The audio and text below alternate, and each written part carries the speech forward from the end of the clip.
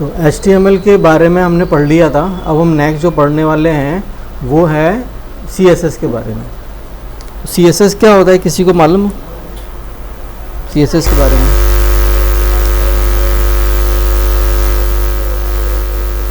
हाँ, HTML जो बनाया है उसके अंदर स्टाइल देना।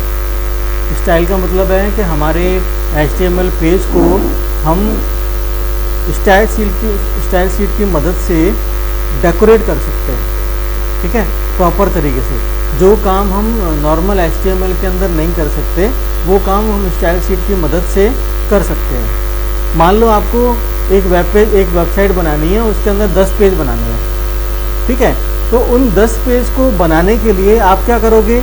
आपने एक पेज बना लिया, एक पेज बनाने के लिए आप फिर दूसरा पेज बनाओगे, फिर उसमें सेटिंग करोगे, फिर तीसरे पेज में सेटिंग करोगे, चौथे पेज में सेटिंग करोगे, ये सारे काम करोगे ना। और मान लें अगर आपको कोई नया पेज बनाना है तो उसमें वही सेटिंग्स रखनी है जो पुराने पेज की है, तो वो हम कैसे करेंगे, कैसे अप्लाई करेंगे, ठीक है। तो उसी के लिए हम क्या करते हैं, यहाँ पर स्टाइल शीट को यूज़ करते हैं। स्टाइल शीट पहले से बने हुए जो फॉर्मेटिंग होती है, जो आपके टैग होते हैं, उन टैग की प्रॉपर्टी हम वहाँ सेट कर सकते हैं। हम उसके अंदर क्लास बना सकते हैं। स्टाइल शीट के अंदर हर क्लास को अलग अलग अपने तरीके से यूज़ कर सकते हैं, ठीक है। डिवीज़न बना सकते हैं, कौन सा डिवीज़न को कहाँ रखना है, किस तरह से यूज़ होगा, किस डिवीज़न में कौन सी क्लास हम यूज़ करना चाहते हैं, बना सकते हैं, ठीक है। सेम नेम की 2 क्लास हम जनरेट नहीं कर सकते। जैसे जब मैं क्लास बताऊंगा तो इसके बारे में बताऊंगा कि क्लास कैसे बनती है, आईडी कैसे बनती है, ठीक है। जैसे हमने अगर हमारे HTML पेज के लिए H1 का स्टाइल लिख दिया तो पूरे H1 का जो स्टाइल है वो पूरे पेज पर अलाउ हो जाएगा, ठीक है। लेकिन H1 का जो स्टाइल है अगर हम किसी क्लास में अगर लेके रखेंगे तो क्लास वाइज वो अलग अलग डिफाइन होगा कि किसी क्लास में H1 का ये है, इस क्लास में H1 का ये स्टाइल है। तो क्लास के ऊपर भी डिपेंड करता है कि आप क्या प्रॉपर्टी लेना चाहते हो। जब हम क्लास और आईडी बनाना सीखेंगे तो इसके बारे में सीखेंगे। आज मैं आपको सिर्फ नॉर्मल चीज़ें बता रहा हूँ कि नॉर्मल स्टाइल शीट को अप्लाई कैसे करते हैं हमारे वेब पेज के अंदर, ठीक है।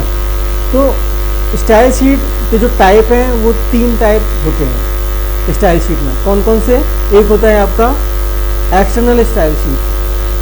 क्या होता है? External style sheet. दूसरा होता है आपका इनलाइन स्टाइल शीट, ठीक है। और तीसरा होता है आपका internal style sheet. External, internal और इनलाइन, ये 3 चीज़ें होती हैं। तीनों चीज़ों से आप अपने पेज पर आप अपने जो आपकी सेटिंग्स हैं, जो आपकी स्टाइल्स हैं, उनको अपने पेज पर अप्लाई कर सकते हैं, ठीक है। समझ आया? तीनों को कैसे यूज़ करते हैं वो मैं अभी बता रहा हूँ कि इंटरनल को कैसे यूज़ करते हैं, इनलाइन को कैसे यूज़ करते हैं और एक्सटर्नल को कैसे यूज़ करते हैं, ठीक है। समझ आया? आगे बढ़ते हैं।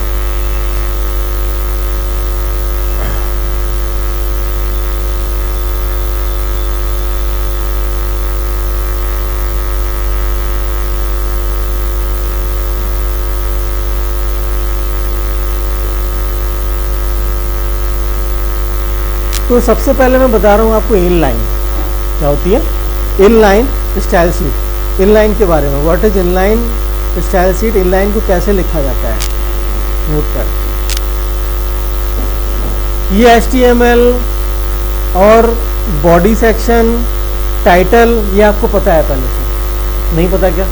पता है ना। टाइटल आपको पता है, आपको HTML क्या होता है पता है, और आपको हेड क्या, सॉरी, बॉडी क्या होता है ये आपको पता है, ठीक है। अब मैं आपको बताने जा रहा हूँ इसके अंदर तो इनलाइन स्टाइल शीट क्या होती है। इनलाइन है क्या?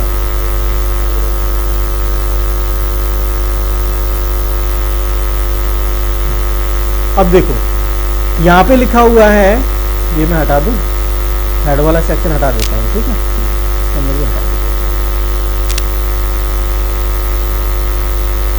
तो ये काम हम पहले भी करते थे। HTML, बॉडी, H1, ये हेडिंग है आपकी, ये पैराग्राफ। आपका पैराग्राफ है, यहाँ पे लिखा हुआ है देखो H1 स्टाइल कलर ग्रीन, ठीक है, क्या लिखा है, कलर ग्रीन। H1 का फॉन्ट साइज तो हम सेट करते नहीं है, क्योंकि H1 के अंदर ऑलरेडी एक फॉन्ट साइज सेट रहता है, ठीक है। H1 स्टाइल कलर पर्पल, तो दो H1 लिखी हुई है यहाँ पर, लिखी है, और यहाँ पे दोनों के लिए हमने कलर लगा रखा है, एक के लिए कलर ग्रीन लगा रखा है और एक के लिए कलर पर्पल लगा रखा है, ग्रीन लगा रखा। इसको हम क्या करते हैं, इसको देखते हैं हमारे ब्राउज़र में। ये मैंने ब्राउज़र ओपन किया, गूगल क्रोम, ओके। तो यहाँ देखेंगे हमें हमारी ये सिंपल H1 है, ये पैराग्राफ है, और ये विथ स्टाइल है। देखो ये विथ स्टाइल है, ठीक है। अगर मैं पैराग्राफ के अंदर कलर चेंज करना चाहूँ तो पैराग्राफ के अंदर मैं कलर चेंज कर सकता हूँ। कैसे? इसी के अंदर मुझे लिखना होगा, यहाँ लिख दो, पैराग्राफ ये लिखा है, लिखो STYLE स्टाइल,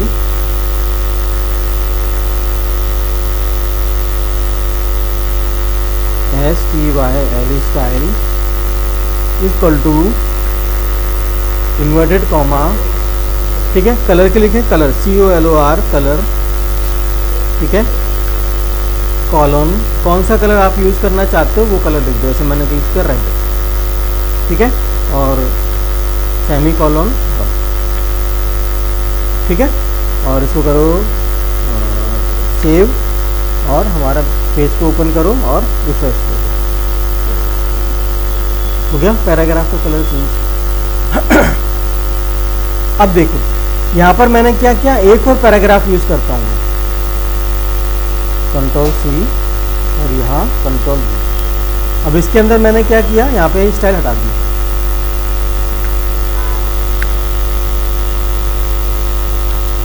दूसरे वाले से स्टाइल उसके अंदर नहीं आ रही है।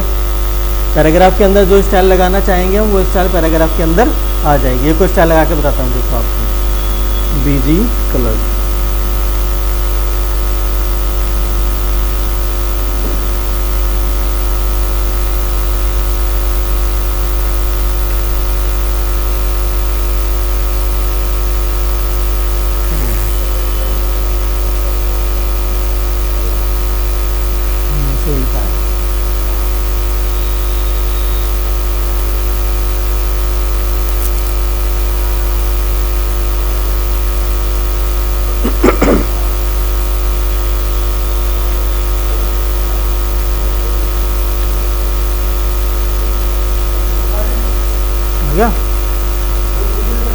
ठीक है, आया ना समझ।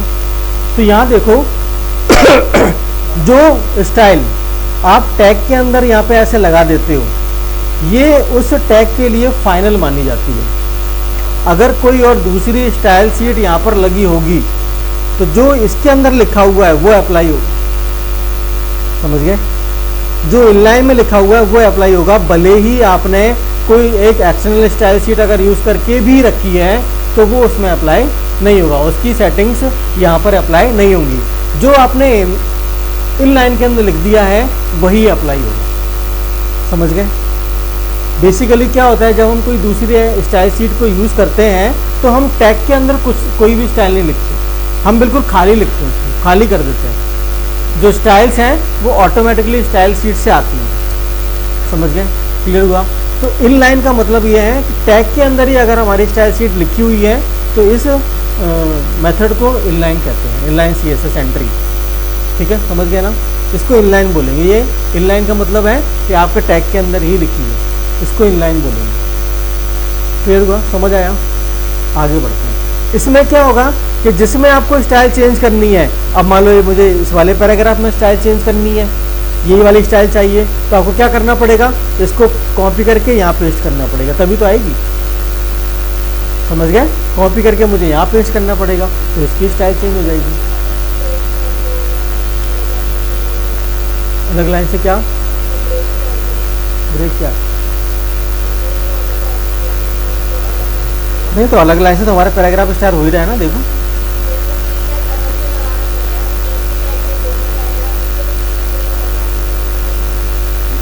फॉन्ट का जो स्टाइल है ना वो एक ही पैराग्राफ में तो चलेगा। मैं बात कर रहा हूँ कि अगर मुझे मान लें ये वाला पैराग्राफ है, दूसरा वाला, इसमें सेम फॉर्मेटिंग चाहिए, तो मुझे ये वाला स्टाइल है वो उठा के वहाँ कॉपी करके पेस्ट करना पड़ेगा ना। हम बात कर रहे हैं कि एक ही पैराग्राफ में चेंज कर दे, तो एक ही पैराग्राफ में चेंज कर दे तो यहाँ से मैं पी हटा दूंगा, ये एक ही पैराग्राफ मान लिया जाएगा पूरा का पूरा। ये यहाँ से आप ये मैं हटा दूँ इसको, यहाँ से इसको भी यहाँ से हटा दूँ तो ये एक ही मान लिया जाएगा। और इसको लाइन ब्रेक करनी है तो वो जो आप कह रहे हैं वो ब्रेक कर दिया जाएगा। लेकिन बात यहाँ पे हो रही है किसकी, स्टाइल की। बात यहाँ पे हो रही है स्टाइल चेंज करने की, कि अगर हम यहाँ पे स्टाइल चेंज करना चाहते हैं तो हमें क्या करना पड़ेगा, हमें फिर से वो सारे के सारे टैग दोबारा से स्टाइल लिखनी पड़ेगी, बार बार स्टाइल लिखनी पड़ेगी। मान लो 5 पैराग्राफ लिख रहे हैं हमारे पेज के अंदर, तो हमें 5 बार स्टाइल लिखनी पड़ेगी कि नहीं लिखनी पड़ेगी। वही काम हो गया HTML वाला जो हम पुराना कर रहे थे, उसके अंदर बीजी बैकग्राउंड और ये फॉन्ट कलर और ये सब सारे कलर वो हमें बार बार करने पड़ रहे थे। तो बार बार ना करना पड़े इसके लिए जो आगे के मेथड है वो काम में आएंगे। ठीक है, समझ आया? तो अब मैं जो मेथड बता रहा हूँ वो मेथड है आपका इंटरनल वाला। कौन सा वाला? इंटरनल। फोटो की ज़्यादा जल्दीबाजी नहीं करो, अभी फोटो भी खींचने देंगे, तो फोटो सेशन का बड़ा शौक है। ठीक है, इंटरनल बताता हूँ इंटरनल में क्या है। ठीक है, ओपन विथ करो इसको नोटपैड में। अब जो इंटरनल है, इंटरनल को चलाने के लिए आपको अपने एडिटर में एक टैग जोड़ना पड़ेगा जिसको बोलते हैं हम हेड सेक्शन में वो चीज़ें लिखी जाती हैं जिसको कंप्यूटर प्रोसेस करने के लिए पड़ता है। आगे आपके जो भी CSS है, आपके अगर कोई स्क्रिप्ट है, आपके कोई और लिंक्स हैं, उनको आप यहाँ पे जोड़ के रख सकते हो। ठीक है, तो हमने क्या किया, यहाँ पर एक स्टाइल लिखी, देखो स्टाइल टैग का यूज़ करके एक स्टाइल लिख डाली। ये वाली जो स्टाइल है हेड सेक्शन के अगर आप बाहर लिख लोगे तो चलेगी नहीं, क्योंकि जब वेब पे चलेगा तो HTML का जो कोडर होता है वो आपके हेड सेक्शन को पढ़ेगा। हेड सेक्शन को पढ़ने के बाद उसके अंदर जो चीज़ें इंक्लूड की गई हैं वो आपके HTML पेज में अप्लाई करेगा। अब हमने क्या कर रखा है, देखो यहाँ पे हमने कर रखा है कि स्टाइल लिख रखी है किसके लिए, बॉडी टैग के लिए, कि अगर बॉडी टैग, जो कि बॉडी टैग यूज होना ही है, बॉडी टैग यूज होगा तो उसका बैकग्राउंड कलर ये होगा। ठीक है, क्या होगा, पाउडर ब्लू एक बैकग्राउंड कलर होगा। और H1 और H2 के लिए हमने सेट करके रखा है। देखो कलर का मतलब है यहाँ पे कि अगर इस बॉडी सेक्शन के अंदर कोई भी फॉन्ट लिखा जाए, कोई भी फॉन्ट लिखा जाएगा वो ग्रीन कलर से आएगा। ये हटा रहा हूँ मैं अभी, ठीक है, ये लिखा रहेगा। H1 और H2 अगर कोई यूज़ करता है तो कलर रेड आएगा। H3 अगर कोई यूज़ करता है तो कलर येलो आएगा। पैराग्राफ कोई यूज़ करता है तो कलर ऑरेंज आएगा, बैकग्राउंड कलर वाइट आएगा। ठीक है, ये स्टाइल लिखी गई है। अब देखो बॉडी सेक्शन में हम यही लिखते हैं ना, हम बॉडी सेक्शन में ये लिखते हैं ना, सारा का सारा अपना जो भी हम वेब पेज पर इंफॉर्मेशन दिखाना चाहते हैं वो वेब पेज पर लिखते हैं। तो यहाँ पे हमने कोई सेटिंग नहीं लिखी। देखो H1 लिखा है हमने, पैराग्राफ लिखा है हमने, H3 लिखा है हमने, बॉडी लिखा हमने, ना तो यहाँ पे बॉडी का बैकग्राउंड सेट किया, ना किसी भी HTML हेडिंग का को कलर सेट किया, कुछ भी प्रॉपर्टी सेट नहीं किया हमने। किए क्या, देख लो, नहीं की ना। तो अब यहाँ पर हम इसको चला के देखेंगे, तो चला के जब देखेंगे तो CS वाली जो प्रॉपर्टी है जो CSS में लिखी हुई है वो काम करेगी।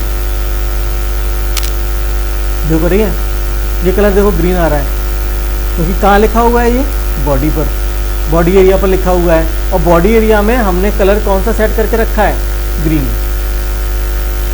ठीक है, ये H1 है और H1 और H2 यहाँ पे क्या लिखा है सामने, H1 और H2 के लिए हमने क्या सेट करके रखा है, कलर रेड। और H3 के लिए हमने ये वाली सेटिंग करके रखी है जो कि आ रही है, देखो आपकी यहाँ पर आ रही है, देखो H1 और H2 के लिए हमने रेड कलर सेट करके रखा है। इसके लिए H1 और H2 के लिए, और H3 के लिए येलो, वाइट आ रहा है, पैराग्राफ का बैकग्राउंड आ रहा है, ये कलर आ रहा है ऑरेंज और बैकग्राउंड आ रहा है वाइट,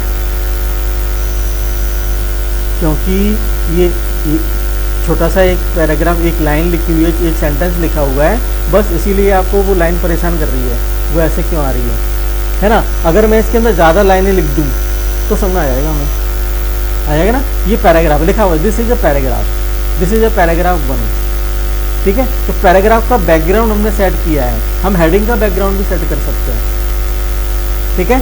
कोई भी चीज़ हो, कोई भी एलिमेंट आप यहाँ पे लगाओगे उसका हम बैकग्राउंड चेंज कर सकते हैं, समझ आया। अब देखो ये लिखी है हेडिंग 2, और हेडिंग 2 का कलर कैसा आ रहा है, येलो। हमने क्या करके रखा है, हेडिंग 1 और हेडिंग 2 का कलर रेड, हेडिंग 1 हेडिंग 2 का कलर हमने कैसे दिया है, रेड, लेकिन उसका कैसे आ रहा है, उसका येलो आ रहा है, देखो गलत है ना। अब देखो ऐसा क्यों आ रहा है, क्योंकि यहाँ पे ये H3 है, हेडिंग 3 है, जिसके अंदर H2 लिखा हुआ है, गलत लिखा है ना, इसीलिए तो आ रहा है वो। ये H3 का कलर है। अब H3 का कलर, H1 और H2 का कलर क्या दे रखा है हमने, कौन सा कलर दे रखा है हमने, रेड, रेड, ठीक है। चलो एक और H1 लिखते हैं, H2 लिखते हैं, कंट्रोल V, H2, H2, कैसा कलर आएगा, रेड। फॉन्ट साइज कम हो जाएगा क्योंकि H2 का ऑटोमेटिक कम ही होता है, ठीक है। अब देखो यहाँ पर H2 के अंदर मैं एक स्टाइल लिख रहा हूँ, स्टाइल इक्वल टू कलर,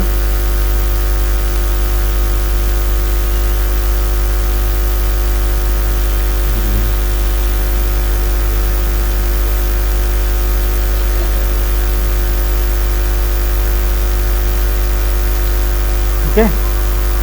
अब यहाँ देखना इसका कलर क्या होगा, ग्रीन, जबकि हमने H1 और H2 का कलर दे रखा है रेड, लेकिन हमने एक इनलाइन लिख दी, एक इनलाइन CSS हमने लिख दी यहाँ पर। तो जब सबसे लास्ट जो वर्क करती है वो इनलाइन CSS काम करती है। अगर इनलाइन CSS लगी होगी तो बाकी सारी CSS बेकार हो जाएंगी, बाकी सारी CSS काम करेंगी ही नहीं, ठीक है। अगर आप नहीं लिखते हो तो ये डिफ़ॉल्ट सेटिंग जो हमने कर रखी है वो वैसे की वैसी आएगी। क्या मतलब,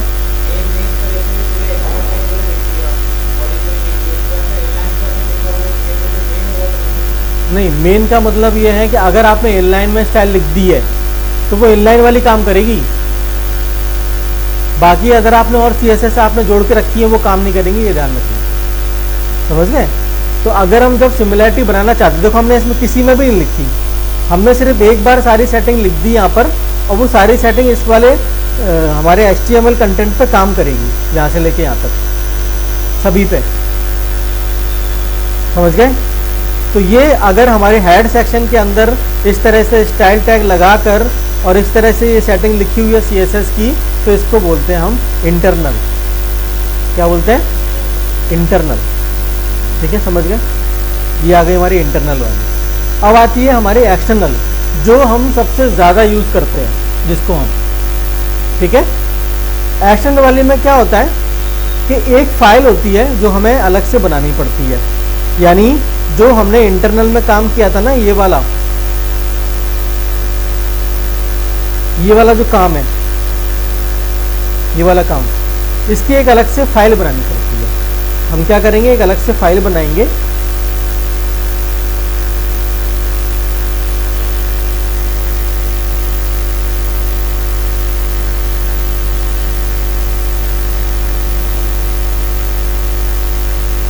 एक अलग से एक फाइल बनाएंगे जिसके अंदर हमारी CSS लिखी होगी। एक नोटपैड की फाइल बनाएंगे, नोटपैड खोलेंगे, नोटपैड ओपन करने के बाद जो CSS वाली स्टाइल है वो यहाँ लिख देंगे।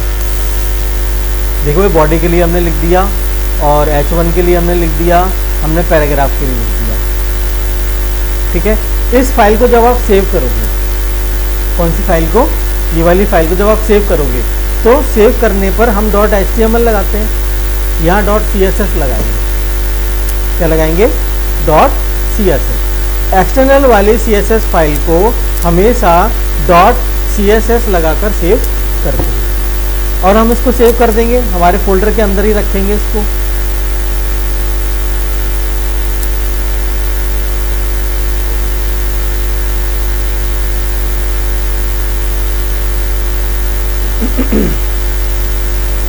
ठीक है, हमारे फोल्डर के अंदर ही रखेंगे, जो हमारे HTML के जो कंटेंट है उसी में रखेंगे। फिर एक्सटर्नल फाइल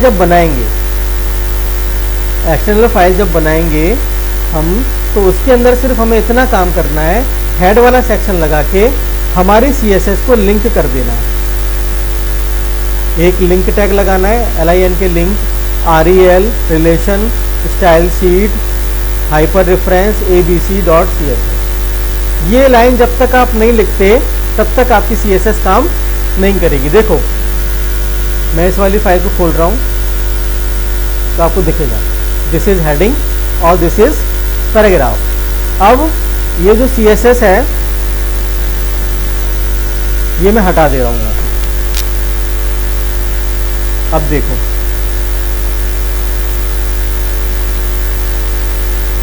सिंपल दिख रही है, पूरा मेकअप उतर गया फाइल का। ठीक है, जितना भी हमने सजाया था हमारी फाइल को सब खत्म। और जैसे ही हम वो CSS फाइल को अप्लाई करते हैं वो सारा का सारा सेटिंग्स आपकी CSS में अप्लाई हो जाती है।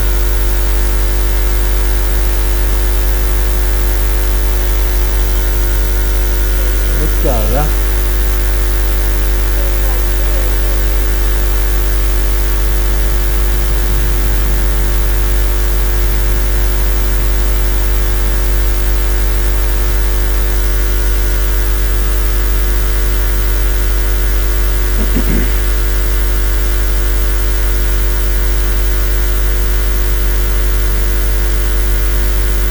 चल रहा है, अप्लाई हो गया।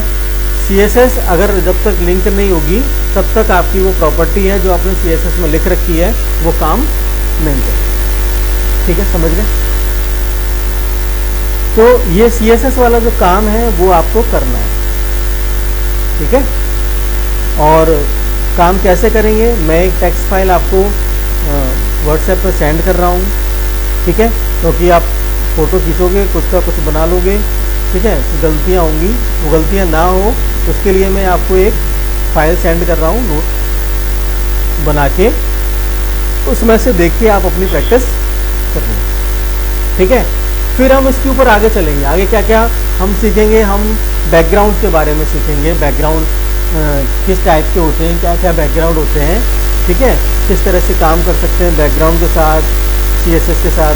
ठीक है, और हम फॉन्ट के साथ कैसे काम कर सकते हैं, आइकन्स वगैरह के कैसे यूज़ कर सकते हैं, और बुलेट्स एंड नंबरिंग वगैरह कैसे यूज़ कर सकते हैं आइकन के साथ में, और हाइपरलिंक में क्या, हाइपरलिंक को कैसे डेकोरेट कर सकते हैं।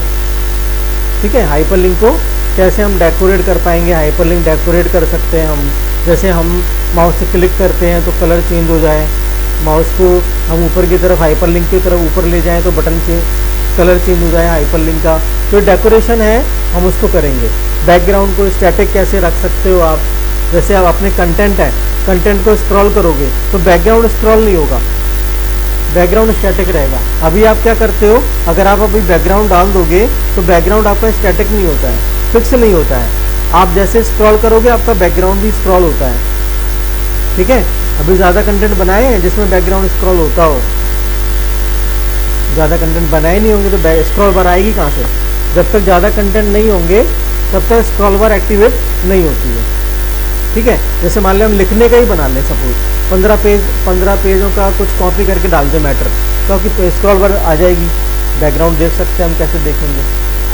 ठीक है, तो ये बॉर्डर कैसे हम यूज़ करते हैं, बॉर्डर को कैसे यूज़ करेंगे, बॉर्डर में क्या क्या चीज़ें रहती हैं, बॉर्डर के अंदर कई सारे बॉर्डर के स्टाइल्स होते हैं, उनको हम यूज़ करेंगे।